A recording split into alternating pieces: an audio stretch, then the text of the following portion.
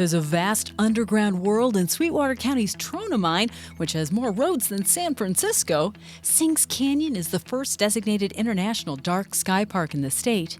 And a train conductor says drunk grizzlies on railroad tracks is a real problem. We'll take a look at these stories and more today from Wyoming's largest news organization. I'm Wendy Kaur for Cowboy State Daily. Deep fakes and fake media have become increasingly prevalent in recent years thanks to the rising prominence of artificial intelligence. The State Select Committee on Blockchain, Financial Technology, and Digital Innovation Technology advanced a bill Tuesday that establishes an avenue for civil and criminal prosecution of those who maliciously produce synthetic media in Wyoming. Cowboy State Daily's Leo Wolfson reports. It could include anything that ranges from an image, an audio recording, or a video portraying speech or conduct that has been intentionally manipulated to create a realistic but false image that would cause a reasonable person to believe the appearance or action or speech depicted is real. Baking soda is a product we take for granted in kitchens from Tennessee to Texas and California to Colorado, but every single box of the pure white stuff likely has a direct connection back to the Cowboy State.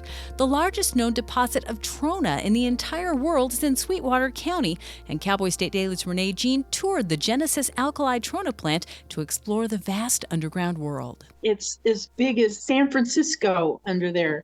They've got 2,500 miles of roadway underground. They have warehouses down there. They have lunch tables down there. It really is kind of a little city underneath there. But even though it's such a big city, the camaraderie and the friendliness, it's just like a small town. Soda ash is used to produce not only the baking soda that's so common in kitchen households across the U.S., but a whole host of other products as well, including glass, soaps and detergents, water purifiers, insulation, and paper. Wyoming's spectacular starry nights with little to no light pollution are a natural resource without official protection. But after years of effort and determination, the skies above Sinks Canyon will remain dark forever. Sinks Canyon State Park and Lander has become an official international dark sky park, according to Cowboy State Daily's Andrew Rossi. Dark Sky International looks at locations and sees how they reduce artificial light pollution to preserve the beauty of the night sky. Sinks Canyon started the process in 2019, and they submitted their application in 2022. So it took years of work and infrastructure changes to get this designation. And it's the first designation, a first dark sky park or dark sky designation period in the entire state of Wyoming. I'll be back with more news right after this. At Hilltop Bank, we understand that buying a home is a big decision. That's why we're here to be your trusted partner on the path to home ownership. Our experienced mortgage team will guide you every step of the way, from pre-approval to closing. We offer competitive rates and a wide variety of home loan options to best suit your needs. With our local knowledge and personalized service, you'll feel confident and comfortable throughout the entire home buying process.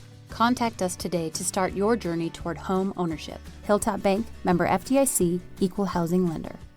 A Colorado author has posed a unique question. Could Wyoming, the state with the lowest population in the country, ever lose its statehood status? Dallas Jones, a Wyoming native, wants readers to consider an unlikely fictional scenario where a Democratic supermajority in Congress gets Wyoming kicked out of the U.S. because it has too few people. Leo Wolfson talked to Jones about his new book, Wyo Nation. The lesson that Jones is trying to get across is that if Wyoming gives away too much of its land, getting away from drilling and stuff like that, this is kind of a worst case scenario that could maybe theoretically happen. After seeing coal production decline in recent years, Jones said he's worried about what would happen to his home state and expressed those concerns in his novel. And as odd as it might seem, a train conductor confirmed to Cowboy State Daily that grizzly bears and other wild animals frequently get intoxicated on fermented grain spilled from rail cars, and too many of them end up getting killed as a result. Paul Summers told Cowboy State Daily's Mark Hines he's seen it with his own eyes. He did see drunk grizzly bears as well as drunk deer, drunk elk, a lot of wildlife getting intoxicated off this fermented grain that's spilled out of the rail cars. Summers said grizzlies' own stubbornness works against them as they don't move off the tracks despite warning horns from trains. It's a game of chicken between the drunk grizzlies and trains, and the bears lose every time. And that's today's news. You can get your free digital subscription to Wyoming's only statewide newspaper by hitting the subscribe button on CowboyStateDaily.com. I'm Wendy Kaur for Cowboy State Daily.